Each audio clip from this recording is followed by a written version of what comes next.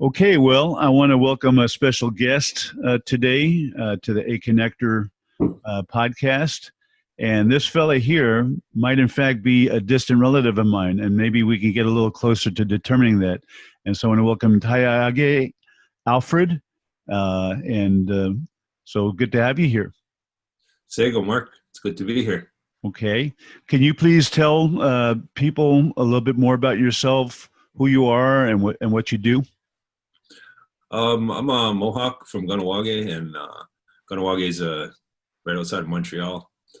And I'm a writer. I was a professor, so I'm a scholar. And I've been working in Native politics since 1987 as a negotiator, someone who is an advocate for the rights of our nations here in North America.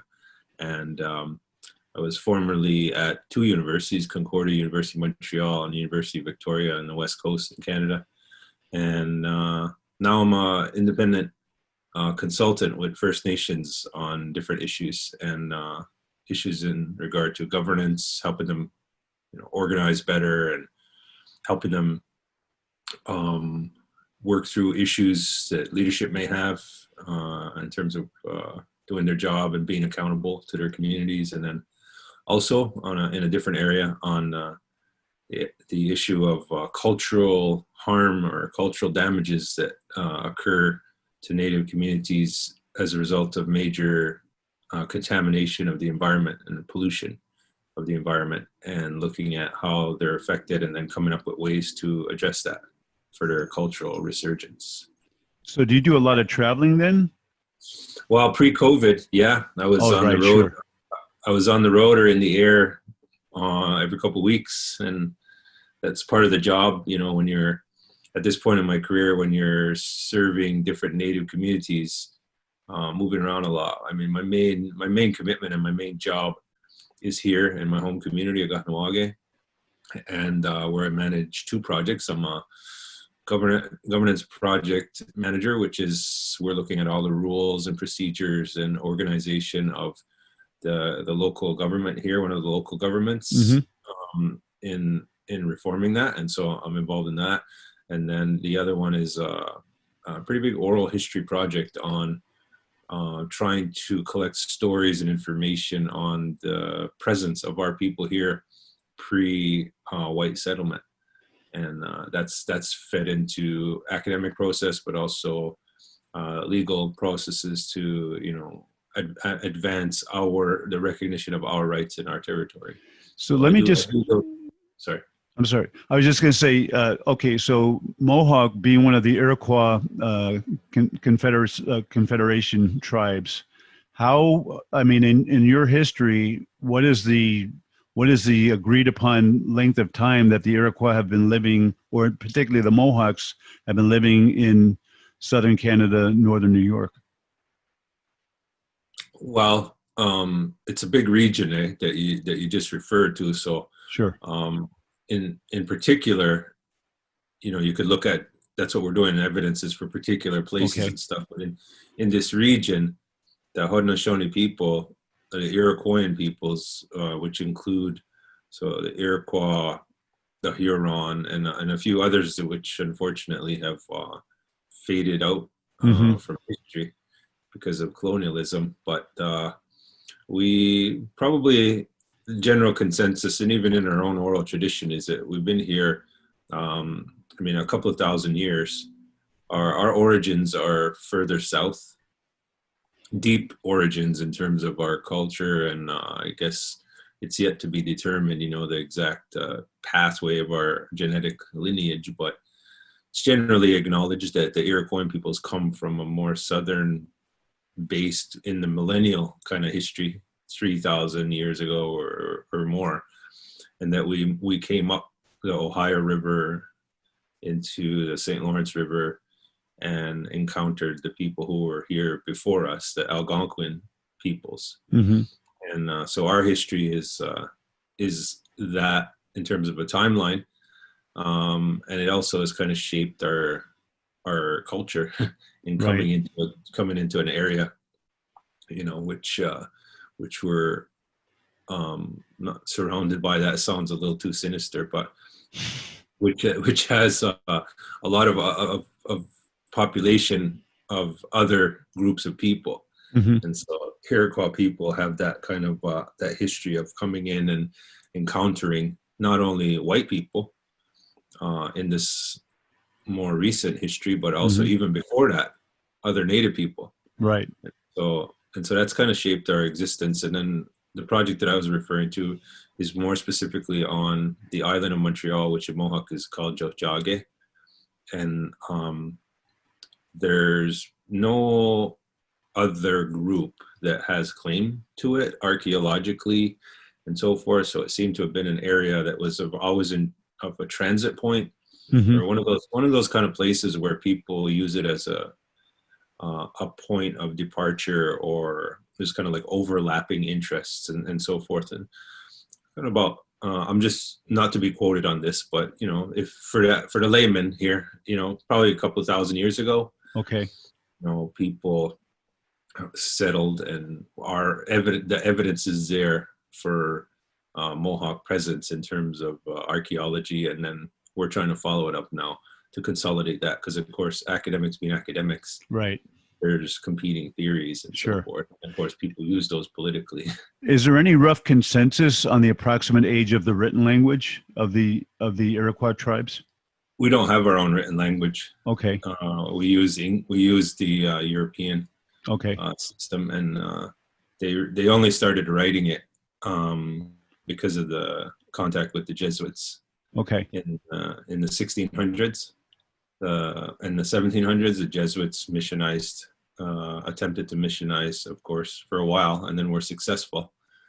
And they started writing the language down, and so the first written versions of our language, which is called Kahnawake, is Bibles, religious texts, and so Right. forth, and written anthropological accounts which mention words and so forth from Jesuits. That's aside from the singular exception, which is very important, of the first white man to ever come here. His name is Jacques Cartier. Oh, yeah. One of the founders of Canada. Sure. Who encountered Mohawks here in Montreal in early 1500s.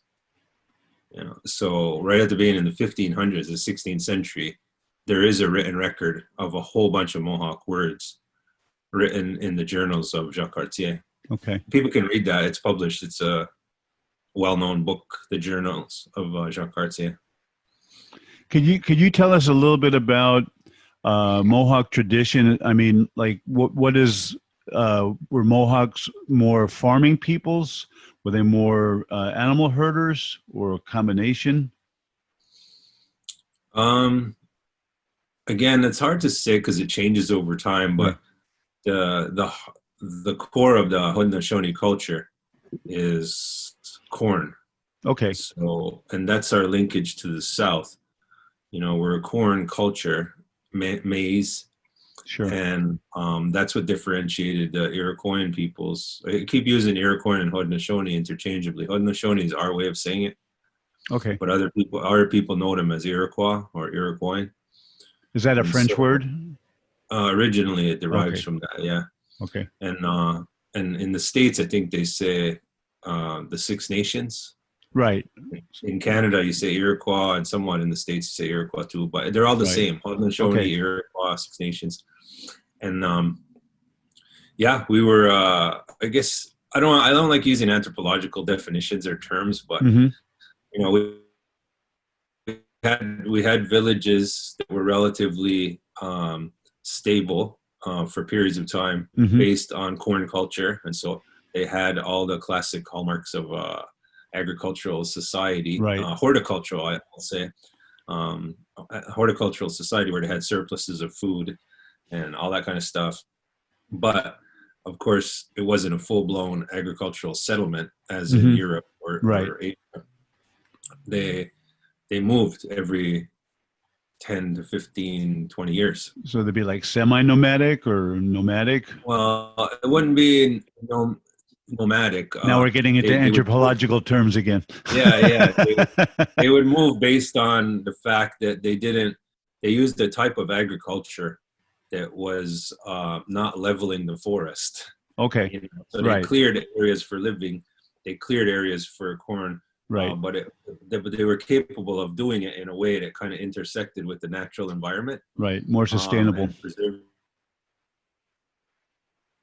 If you're going to do that, you have to go with the natural flow, and that means in terms of the productivity of the land and so forth. And Right. so when you're growing corn, if it became unproductive after a couple of generations, then you just move your village, and Sure. that's what they used to do. Yeah. And so they had settled villages. Most of the villages in the historic time that we're talking about, like in history that's written about in the encounters, at that period we were settled along what's the Mohawk River, it's called. Right. Outside of Albany, so between Albany and like Utica, New York, in the middle of the state, which you would know. And that was like the homeland villages at the time.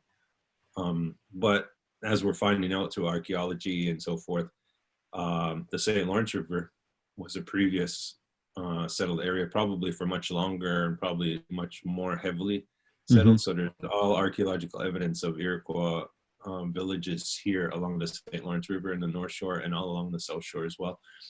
And that would go all the way from like present-day Quebec City all the way to Lake Ontario. Okay. The North Shore of Lake Ontario.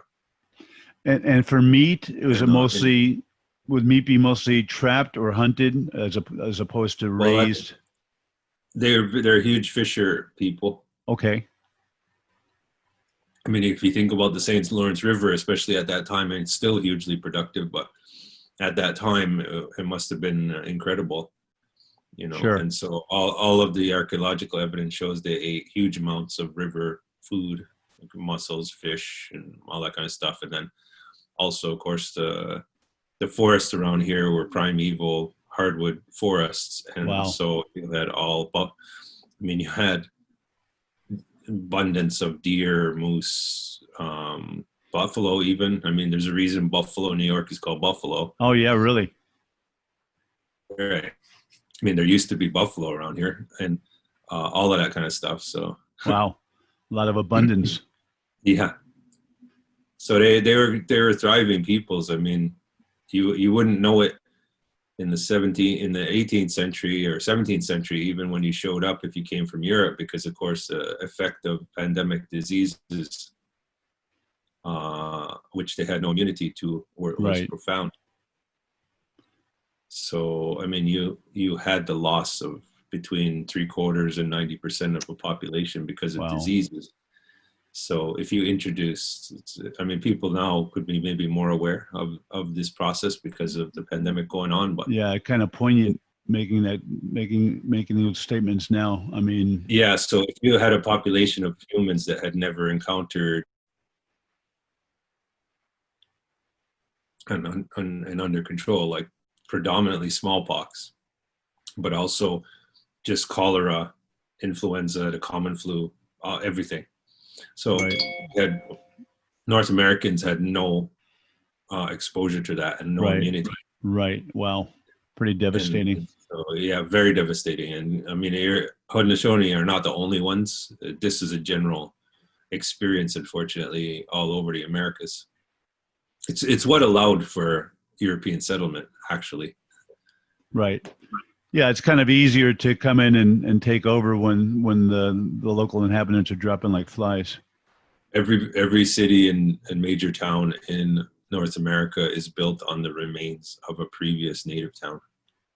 Every highway, every major thoroughfare is built on an Indian path, a road. Has there been much archaeology done along those lines? Yep. There's a lot of archaeology done in a lot of historical anthropology, right, on that issue, and it's something that people. It was big at certain points, you know, in terms of people's interest. Mm-hmm. People, of course, are not much interested in knowing the details of their genocidal history. Sure. So They already got what they came for. Why would they care so much about the people and I that they mean, moved off the you're land? American. You're American too, so you know the mentality. You know, Sure. they don't give a damn about the past really, Right. or other people. Right. They, Why wear a you mask know, if it protects other people? I don't look good in it. yeah, what's in it for me, you know? And God gave me the right to do whatever the hell I Right. want. So, Yeah. But we weren't born must be with a good clothes on, though, right? yeah. I must be a good and right person if I'm here now, and God must have put me here. So Right. Right. Hey, getting back to food for a second. So, did the Mohawks also have like techniques for preservation, like smoking or yeah, I salting, mean, or yeah, when you're talking about that, I mean that evolves as well too, right? But I sure, mean, I think it's pretty general. One thing I've found traveling all over the world is humans are humans in a certain sure, way. So, sure. you know, everything that anybody where your listeners live that was the traditional practices, Mm-hmm. you know, I would go so far as it's even beyond food. Like I've been to Taiwan, I've been to Thailand, I've been to Okinawa, and I've looked at and gone into villages and seen them doing the same sort of things Mm-hmm. using the local products and Sure. animals and plants and stuff. But the techniques and the ingenuity that goes into it is always, to me, remarkably the same. Yeah. And And even some serious resemblance in clothing and patterns as well. yeah, that's why I mean, in my view, indigeneity or being an indigenous person, there's so much that links people like Mm-hmm. that, and it really means someone who's living in very close, respectful relationship to the environment, the natural environment where they I live think in. that's a So, beautiful definition. and that's why when you get indigenous people from all over the world, they immediately connect because their culture is a different expression of the same kind of relationship. Yeah, it's not geopolitical, it's geospiritual. Exactly. Yeah. And I mean, it goes beyond food practices too. Like I've seen sweat lodges in Thailand and gone to sweat lodges in Thailand, which are kind of the same concept, like Mm-hmm. a different shape, different rituals, slightly different rituals to the ones say on the prairie here Right. in North America. But it's the same thing. It's a sweat lodge and used for the same purposes. It's Right. amazing. So, like, I believe in your personal family. I believe you guys like to hunt, but I'm guessing that the Mohawk traditionally are not hunters because they Um, had such an abundance of food sources. Or was there also some hunting that developed over time?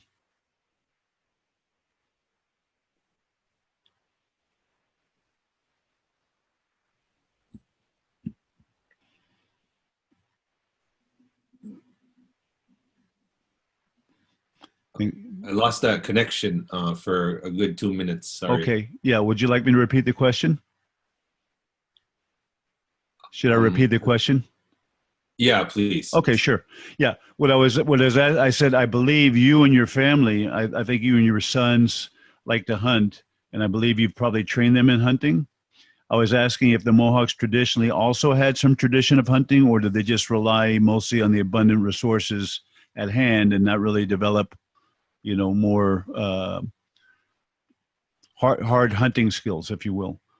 Oh no, they're in order to survive in this environment. I don't know if people are aware of the climate, the, the geography and the topography of Yeah, this pretty region. darn cold. Yeah, it's pretty harsh Yep. in especially in the months of from November through March. It gets down temperatures of -30. It could be -40, 50, and huge amounts of snow and so Right. forth. So yeah, they had to be good at a lot of things in order to Sure. survive. So can you enlighten us a little bit? I mean, can you go into a little detail the kind of things that the way you would harvest an animal and kind of animals that you look for and how you might hunt them? I'm sorry. Again, it's the connection Oh, is okay. lost. Right. So would there be much bow? Would there be much bow hunting traditionally, like for larger game, like Yeah, I for mean, a in moose? previous eras, yeah. Okay, right. So I'm speaking traditional now. Obviously, more recently, you would use firearms, and so do you still Hmm. go out hunting regularly? No, they had all kinds of different techniques before. Using a bow was probably the least preferred method. Okay. What was They more used preferred? traps. They Traps. used traps a lot. Like Okay. with a huge animal, it's hard to kill them with a bow. And Good point. so, I mean, this is from my own research. Before firearms, you had to really come up with a way to do deadfall traps or something like that, So there's a lot of and technique. get the animal disabled enough to close in on it and kill it with a bow or a spear. And I think the same thing in regard to bears. Um, they would trap them and then close in on them and do that. Like, to me, that makes sense as a hunter too. Like, if I didn't have a firearm and if I had a bow that wasn't a modern one with a razor sharp, I mean, they had good technology, but still, killing a moose with a bow is kind of hard. Okay. Uh, You could tell I'm not an and experienced hunter asking questions like this, but I appreciate your answers. and oh yeah, it's interesting talking about it. Considering what they had to do in order to feed themselves, Yeah. Whereas deers, turkeys, small bears, and things like that, a bow is good in terms of the technology to hunt it. So you've eaten bear? Is that something that's fairly I've common, or? tried it. I've tried it. It's not the most common. I mean, some people do, but there's a lot of religious or spiritual taboos in native cultures against it, in some native cultures, including ours. But people do. Can you And in the explain? Can you past, elaborate on that a little bit? Why is there a taboo with bear specifically? because our families and are oriented around spiritual connection to certain animals. Okay. And if you're a member of, or if your family is a bear family, Oh, right. you are a bear. And Right. so killing a bear and eating it, and it just happens to be a huge family, a clan in our nation. Okay. So I That think makes sense. yeah, but I know in previous times from anthropological records and from oral histories and stuff, they did do that, and people do hunt bears. The other thing is in practical reality, Right. bear meat is harder or more of a risk for viruses and things Okay. like that. And so I see. it's because they're close to us, like as humans, Okay. they kind of eat the same foods. And Okay. if you skin a bear, you'll see it kind of looks like a human with long fingers. Wow. And It sound almost a little creepy. it is it is very creepy. And so I've never actually shot a bear hunting myself. Right. I know people do, but for some reason I just never have. And I've tried it, and it's not bad, but I Right. wouldn't. It's not my first choice. Sure. What is your first choice in particular? What did you teach your boys to hunt, and what kind of rifles or weapons do you use to, I should say, tools to bring them down? Well, we're big moose hunters Okay. because my boys are half Wet'suwet'en from the northern part of British Columbia, from the west coast, and so we go hunting with rifles.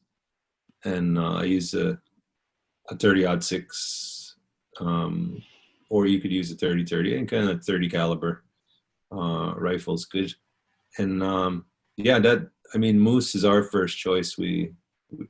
My boys grew up on it, and that's what I know best and stuff. But if you're asking me to choose a meat to eat and cook, You gonna tell me steak? I would tell you elk meat. I've heard about elk. Yeah, to me, it's the best. It's like it's got the power and the leanness of wild meat, but it also Right. is kind of like fatty enough or tender enough to be familiar, like people who eat beef, Right. and the reason people do eat beef, you know, because it's fatty. Yeah, And I've heard about elk steaks of being really, really something special. yeah, elk is really good. I like that, but I also love seafood. You know, like having lived on the West Coast for a long time, I love the food that they have there, and the way they prepare it and stuff is amazing. So Right. I have a preference for seafood myself. One thing, I don't know if you knew this or not, about here in Taiwan, a lot of the what we call the local Taiwanese, meaning the first generation of people that came over from Fujian, China, to colonize here. Of course, the indigenous peoples were living here, and there's numerous tribes, as you know.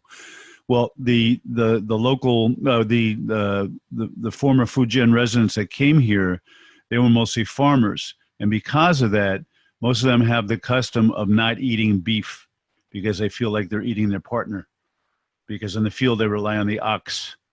So kind of a similar kind of, when you're talking about with the bear, I mean, I realize it's not quite the same, but yet there's a little bit of a parallel. It's like, well, you don't eat your partner in harvesting your crops. So just I thought I'd share that that bit of local culture. So now, how often? Oh yeah, I've been to Taiwan, and Right. I have interacted with the indigenous people over there, and I went to a festival and ate the food and drank with them, got drunk and sang and did all the things they do over there. Sure. Yeah.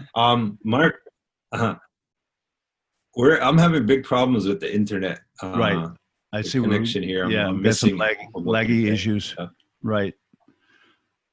Well, I'll yeah. tell you what. Why do you don't think we could try again? Yeah. Do you want to try again now, or do you want to try again on another day? Maybe we could